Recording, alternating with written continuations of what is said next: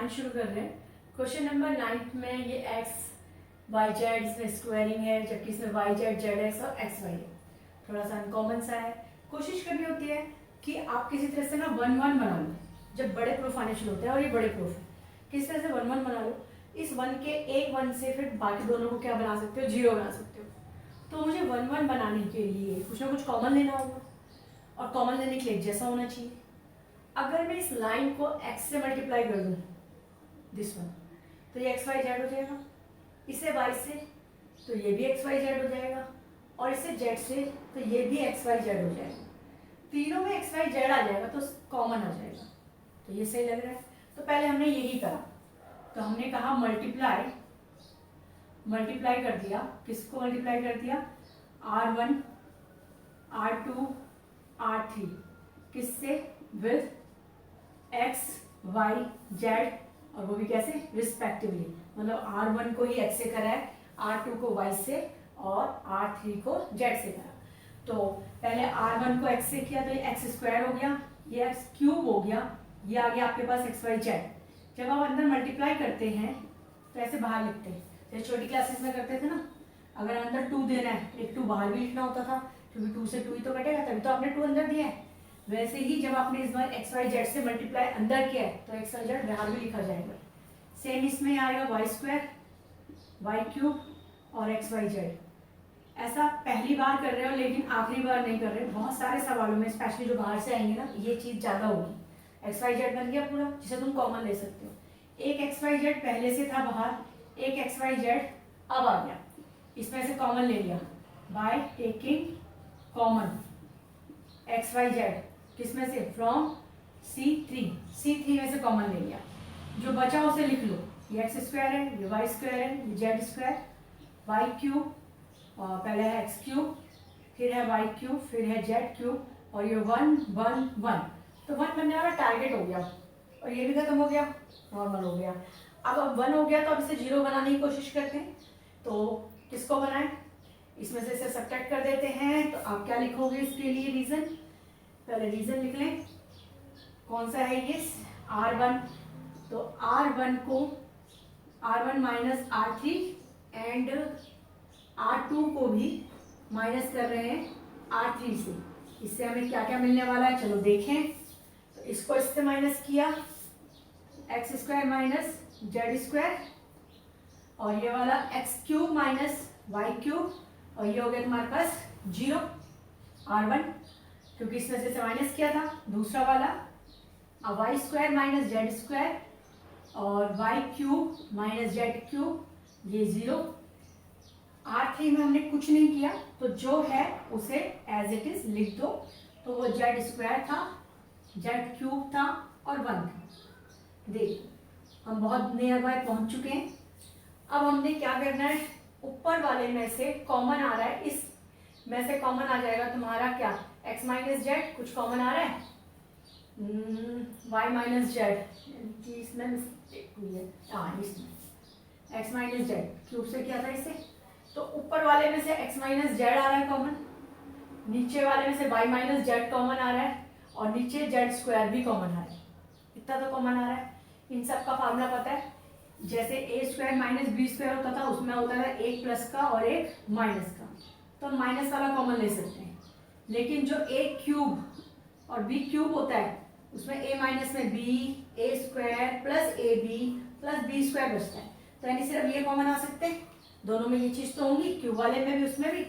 ठीक है, तो नेक्स्ट करते हैं आपके लिए। कॉमन ले लिया, अब लिखने की स्पेस नहीं है, दैट मैं डायरेक्ट लिख रही हूँ, लेकिन आपको बता देंगे कि कॉमन लिया है कौन कौन? X minus Z and Y minus Z and Z square, ये कॉमन ले लिए। तो इसमें से x माइनस जेड कॉमन लिया तो बचा क्या भाई? x प्लस में जेड। इसमें से कॉमन लिया तो अंदर आया एक्स स्क्वायर प्लस में वाई स्क्वायर और प्लस में एक्स जेड। यहाँ तो कुछ है ही नहीं, 0 है। सेम हियर, यहाँ वाई प्लस में जेड बचा, यहाँ बचा वाई स्क्वायर प्लस में जेड स्क्वायर और प्लस में वाई जेड 0, यहाँ 1, यहाँ सिर्फ जेड। यहाँ इसमें से कुछ भी कॉमन नहीं आ सकता था, क्योंकि लास्ट वाले में था नहीं। तो इसमें से हमने नहीं कॉमन लिया, रिमूव कर दिया कॉमन को। अब मेरे पास इतना बचा है। अब मैं इसको डायरेक्ट क्या कर दूं? एक्सपेंड कर दूं, क्योंकि 2 0 तो आई गई, तो मैं C1 के थ्रू इसे एक्सपेंड कर सकते हैं। तो ये इधर मल्टीप्लाई और ये इधर मल्टीप्लाई। तो करते हैं C3 के अलाउंग जब हमने एक्सपेंड किया तो हमारे पास क्या क्या आया, पहले जो बाहर हमने कॉमन लिए हुए वो शो कर दिए। अब हमने इसमें ये जीरो तो ये तो जीरो ही है, तो 1 के अकॉर्डिंग होगा, तो 1 के अकॉर्डिंग होगा तो 1, और अंदर डिटरमिनेंट में ये और ये बचेंगे। तो x प्लस में z, x square z square X Z, और नीचे वाले में आया था आपके पास वाई जेड और वाई स्क्वायर जेड स्क्वायर और वाई जेड। अभी भी अगर मैं इसकी और इसकी मल्टीप्लाई कर दूं तो डिजिट बहुत बड़ी हो जाएगी और शायद सॉल्व करने में दिक्कत हो, तो कुछ और भी इसको छोटा करने के लिए कुछ और भी प्रॉपर्टी यूज कर लेते हैं। जैसे R1 में मैंने आप यूज कर ली R1 माइनस R2, अभी तो ये सिर्फ दो ही है, तो R1 माइनस R2 सॉल्व करने के लिए आपके पास क्या क्या बचा, आपके पास बचा इसमें से इसको माइनस करोगे तो जेड से जेड तो कट ही गया, एक्स माइनस वाई, इसमें क्या क्या कट जाएंगे, जेड स्क्वायर कट जाएगा, एक बचेगा X square minus Y square X Z minus Y Z, ये बचेगा। इसको तो हमने कुछ किया ही नहीं, तो जैसा भी है इसको तो आप ऐसे ही लिख सकते हो। अब है आपके पास ये 1 का भी कुछ 1 से मल्टीप्लाई करके सेम ही आता है तो कुछ है नहीं, तो बाहर जो बचा है वो लिख लो।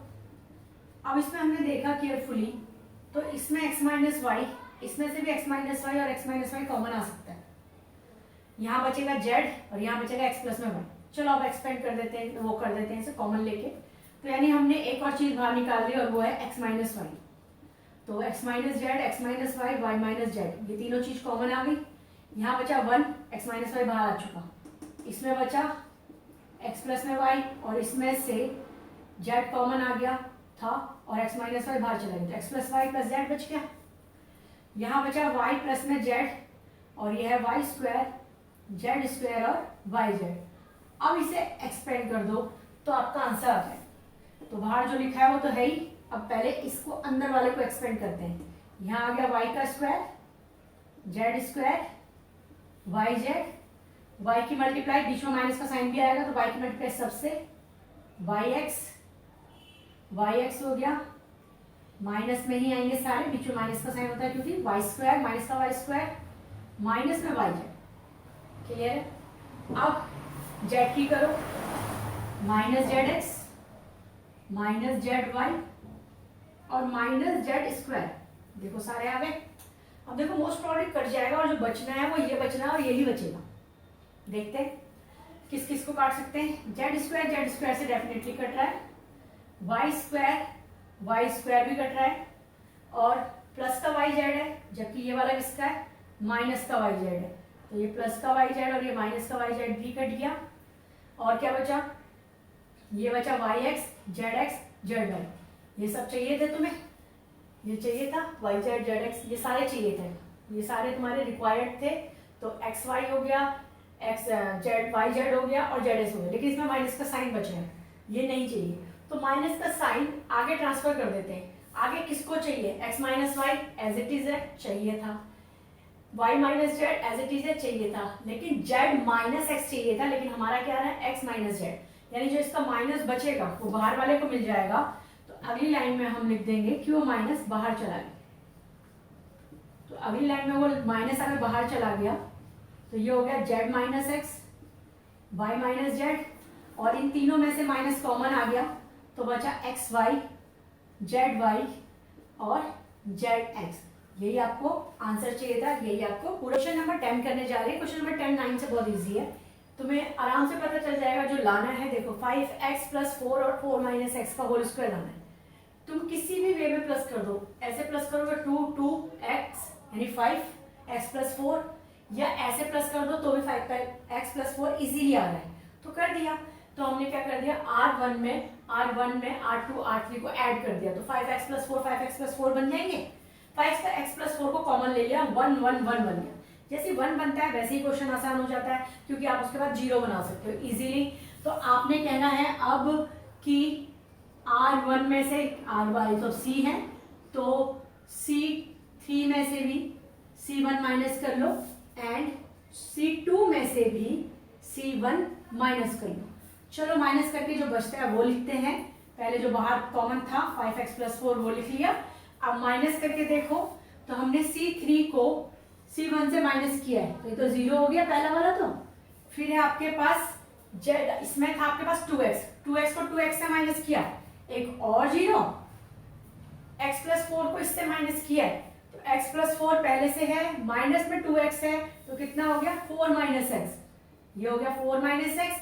अब C2 को भी C1 में से माइनस किया, तो 1 में से 1 माइनस हुआ 0, x प्लस 4 में से ये माइनस हो गया, तो आगे आपके पास 4 माइनस x, और ये दोनों तो सेम है, तो कितना आगे 0 आ गया। अब है सबसे पहले वाला जिसमें हमने कुछ किया ही नहीं, तो उसको तो एज इट इज लिख लें, तो अब लिख लिया, इतनी 0 आ गई। अब तो एक्सपेंड करने में कोई दिक्कत ही नहीं, और किसके अलावा एक्सपेंड करते हैं, चलो R1 में ज्यादा 0 R1 में कर लेते हैं, तो क्या लिखेंगे आप, एक्सपेंड अलोंग, किसके अलोंग एक्सपेंड करें, अलोंग R1। तो 5x प्लस में 4 पहले से आ रखा था, अब एक्सपेंड कर दिया तो 1, और इसकी मल्टीप्लाई होगी इससे, तो 4 माइनस एक्स का होल स्क्वायर, और यही हमें प्रूफ करना था। बहुत छोटा सा क्वेश्चन था। 10 का सेकंड पार्ट भी सेम है, क्योंकि इजीली दिख रहा है कि लाना कैसे, 3y प्लस के लाना है। इनको देखो ऐड करो, 3y प्लस के आ गया, चाहे ऐसे ऐड करो तब भी 3y प्लस के आ गया। चलो इस बार ऐसे ऐड करके देखते हैं। तो C1 में हमने C1, C2 और C3 तीनों को क्या कर दिया, ऐड। तो आपके पास क्या क्या आ गया, इसमें हमने ये सारे ऐड कर दिए, तो 3y प्लस में k, 3y प्लस में k, 3y प्लस में k आ गया। बाकी हमने C2 में या C3 में कोई स्टेप लिया ही नहीं, तो उसे एज इट इज लिख दें। अब नेक्स्ट में हमें इजीली दिख रहा है कि कॉमन आ रहा है, 3y प्लस में k कॉमन आ रहा है, तो 1 1 1 बच गया, 1 और 1 बचते ही एक ही स्टेप में 2 0 आ सकते हैं। तो इस बार भी हमने क्या करा, इसमें से इसे माइनस कर दिया, इसमें से इसे, तो हमने R2 डिटरमिनेंट्स के प्रूफ में कहीं से भी किसी की भी कैलकुलेशन हो सकती है, कोई रेस्ट्रिक्शंस नहीं होती कि आप कॉलम में कैलकुलेशन नहीं कर सकते या आप रो में नहीं कर सकते, आपकी मर्जी। एक साथ एक ही क्वेश्चन में रो कॉलम सब चल सकता है।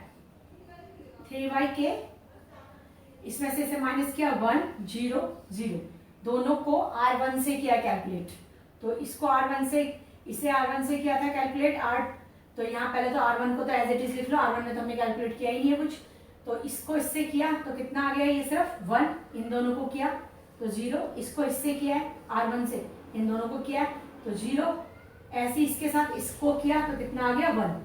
So easy. अब ये इतना आ गया, उसके बाद तो आप इसे सीधा एक्सपेंड कर सकते हो। किसके थ्रू एक्सपेंड करें, C1 के थ्रू करते हैं, तो एक्सपेंड अलोंग C1 के थ्रू एक्सपेंड किया है, तो यानी तो 1 है, सिर्फ इसके साथ है, तो इसकी कैलकुलेशन कहाँ होगी, इसमें k, 6k एंड ये k बचा, तो बस इसकी होगी, तो ये तो k स्क्वायर ही आ जाएगा। तो एक्सपेंड करेंगे, देखो इसमें इसके थ्रू एक्सपेंड करें तो ये दोनों 0 ही है, सिर्फ 1 के हिसाब से ही करेंगे एक्सपेंड, तो ये कितना आ गया तुम्हारे पास k स्क्वायर। तो एक्सपेंड करा तो हमने 3y प्लस k, और सिर्फ कितना आ जाएगा k स्क्वायर, इसलिए ओके। क्वेश्चन नंबर 11 है। क्वेश्चन नंबर 11 में आपको इस बार प्रूफ करना है a प्लस बी प्लस सी का होल क्यूब।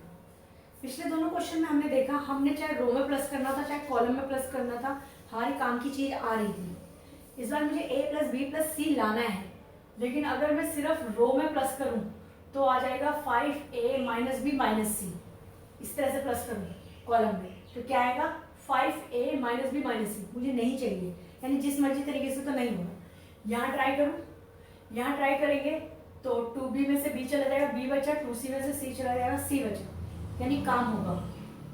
यानी कि सिर्फ रो को प्लस करने से हो सकता है, कॉलम को प्लस करने से इस बार तो नहीं होगा। हर बार ऐसा नहीं होता कि हर तरीके से हो जाए, वो बहुत इजी होते हैं जो हर तरीके से हो जाए। तो हमने देखा कि रो से, ये कॉलम से प्लस करने से नहीं हो रहा, लेकिन रो से काम बन सकता है।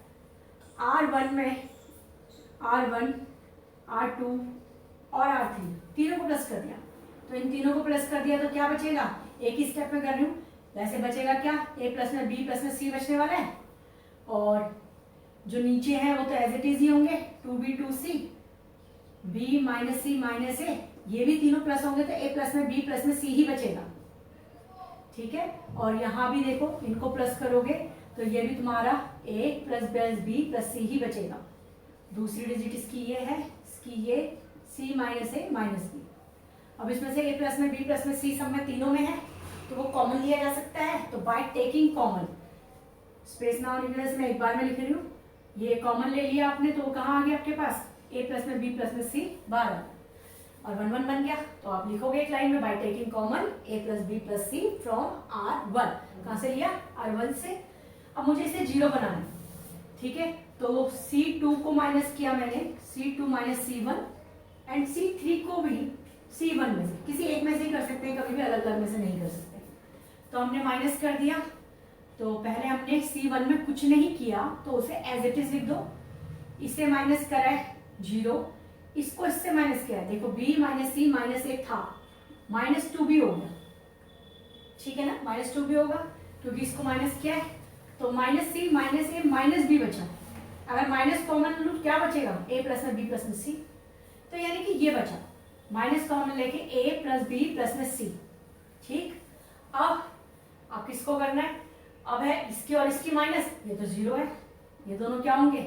0। तो इसका भी हो गया। अब तीसरे का 1 को 1 से 0, 2b को 2b से 0 और इसको इससे c माइनस ए माइनस बी था, ये c माइनस ए माइनस बी है, जबकि इधर वाला क्या है? 2c। तो एक बार फिर माइनस ए माइनस बी माइनस सी आ रहा है तो तीनों का माइनस कॉमन ले लो तो क्या आ जाएगा? Plus A B C. तो a plus B plus C बन गया हमारा काम, क्योंकि हमारे जीरोस भी आ गए। अगर हम एक्सपेंड कर दें अब रो 1 से तो ये दोनों 0 हैं, सॉल्व किससे होगा? सिर्फ 1 से, और इन दोनों की मल्टीप्लाई होगी तो माइनस माइनस क्या हो जाएगा? प्लस, और प्लस में a प्लस बी सी का होल स्क्वायर हो जाएगा और एक बाहर भी था एक प्लस में बी सी, तो बन के आ गया क्यू। तो हमारे पास हमारा फाइनल आंसर आ गया, a प्लस में b प्लस में c ये है। और एक्सपेंड कर रहे हैं अलोंग, इस बार एक्सपेंड अलोंग R1। तो R1 में ये दोनों 0 है, सिर्फ 1 को सॉल्व करना है। तो इन दोनों की मल्टीप्लाई हुई और दोनों का माइनस मल्टीप्लाई होके प्लस हो गया और ये बन गया होल स्क्वायर। और नेक्स्ट लाइन पे दो होल, पहले ये होल स्क्वायर है और इसमें 1 है, तो ये हो गया तुम्हारे पास क्यूब। और फाइनल क्वेश्चन कंप्लीट। 12 क्वेश्चन में आपके पास है ये वाली डिजिट्स, देखो इस तरह से है।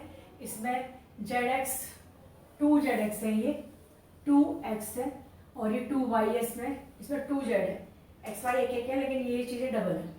आपको जो लाना है ना उसमें 2 कॉमन आना चाहिए और xy z का होल क्यूब होना है। अगर आप इसको ऐसे प्लस करते हो तो x प्लस वाई 4z हो जाएगा। कोई फायदा हो रहा है? कोई फायदा नहीं है।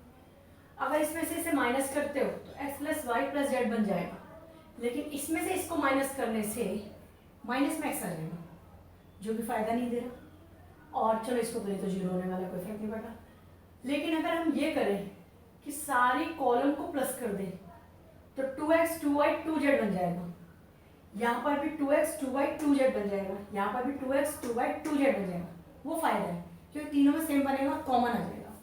तो हमने देखा कि कॉमन इस तरह से आ रहा है, तो C1 में C1 C2 C3 तीनों को प्लस कर दिया। मैं डायरेक्ट प्लस करके बाहर कॉमन भी ले रही हूँ। पता चल गया ना आपको कि इन तीनों को यहाँ प्लस करेंगे तो 2x 2y 2z, यहाँ प्लस करेंगे तो 2x 2y 2z और ये भी ऐसे बनेगा।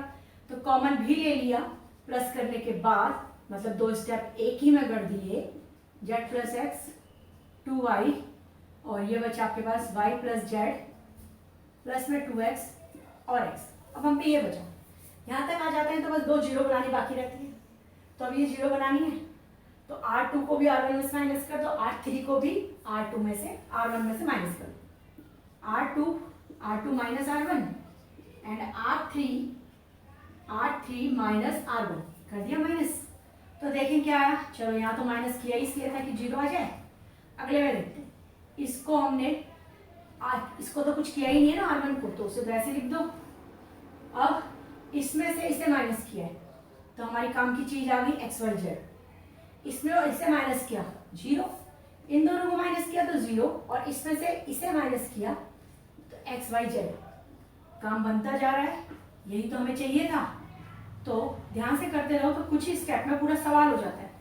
अब एक्सपेंड कर देंगे, किसके अलोंग करें, कहाँ जीरो ज्यादा है, यहाँ जीरो ज्यादा है, यानी कि C1 में जीरो ज्यादा है, तो एक्सपेंड अलोंग C1। तो C1 में सिर्फ एक ही डिजिट है, ये तो जीरो ही है, तो सिर्फ इनकी मल्टीप्लाई होनी है, तो कितना आ जाएगा आपके पास एक्स वाई प्लस जेड का होल स्क्वायर, जो कि पहले से भी था, तो 2x plus Y plus Z का क्या बन गया, होल क्यूब, क्योंकि एक हम पे पहले भी था, अब ये बन गया क्यूब। नंबर 12 करना शुरू कर रहे हैं। क्वेश्चन नंबर 12 में आपको लाना है 1 माइनस एक्स क्यूब का स्क्वायर, यानी मेनली 1 माइनस एक्स क्यूब लाना है, ये पक्का है। हमें भी डिजिट ये है, क्यूब है नहीं, क्यूब बनाना है। तो अगर मैं इसको x से मल्टीप्लाई कर दूं और माइनस कर दूं तो 1 माइनस एक्स क्यूब बन जाएगा। मतलब इसी का एक ही का जगह फायदा थोड़ा देखना है, वो काम यहाँ भी करना पड़ेगा। तो इसको भी x से मल्टीप्लाई करेंगे और इससे माइनस करेंगे तो जीरो आ जाएगा, फायदा है। इससे x से मल्टीप्लाई करेंगे और इससे माइनस करेंगे, जीरो आ जाएगा, फायदा है, यानी फायदा हो गया। तो फायदा हो तो सवाल कर लो। तो करते हैं हम सबसे पहले C1 में, और C1 में कर क्या रहे हैं हम, x को C3 से मल्टीप्लाई करके माइनस कर रहे हैं। तो हमने देखा हमारे पास पहला आ गया 1 माइनस एक्स क्यूब, इसे x से मल्टीप्लाई करके इससे माइनस कर दिया, इसे x से मल्टीप्लाई करके इससे माइनस किया तो जीरो, इससे x से मल्टीप्लाई करके इससे माइनस किया तो कितना आ गया, जीरो। अब हम पे बचा कौन, x1 x स्क्वायर x और 1, यही बचा। 1 माइनस एक्स क्यूब इसमें से कॉमन आ सकता है, तो ले लेते हैं। तो एक तो आ गया, मगर मुझे तो स्क्वायरिंग चाहिए, तो बाकी तो हमारी जीरो आ चुकी, एक्सपेंड कर लो फटाफट से, तो हमारे पास आंसर भी आ जाएगा। किसके अलावा एक्सपेंड करें, कहाँ जीरो ज्यादा है, C1 में, तो कहो एक्सपेंड अलोंग C1। तो 1 माइनस एक्स क्यूब पहले से था, एक्सपेंड किया इससे, तो सिर्फ इनकी मल्टीप्लाई होनी है, तो ये हो गया 1, बीच में माइनस का साइन आता है, तो कितना हो गया 1 माइनस एक्स क्यूब। कितना छोटा सा था क्वेश्चन, अब इन दोनों की मल्टीप्लाई भी, तो 1 माइनस एक्स क्यूब का क्या आ गया तुम्हारे पास, स्क्वायर।